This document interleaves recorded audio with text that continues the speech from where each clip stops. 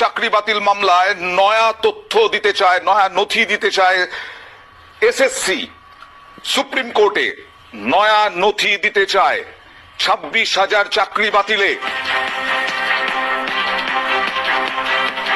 প্রধান বিচারপতির কাছে আবেদন এসএসসির, কি নথি দিতে চায়, নতুন কি দিতে চায় জানবো প্রতিনিধি মৈত্রেয়ীর কাছ থেকে। কিছু জানা যাচ্ছে মৈত্রেয়ী?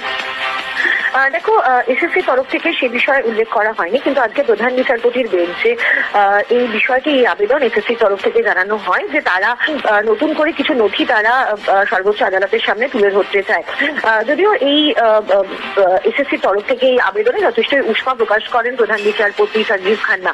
তার বক্তব্য যে এত দীর্ঘ শুনানি হয়ে যাওয়ার পর এখন যখন শুনানি কনক্লুড হয়ে গিয়েছে তারপরে কেন নথি দিতে চায় এসএসসি, কিন্তু তারপরেও এসএসসি কে অনুমতি দেওয়া হয়েছে আগামী সোমবারের মধ্যে তারা যে নথি ফাইল করতে চান সেই নথি ফাইল করার জন্য।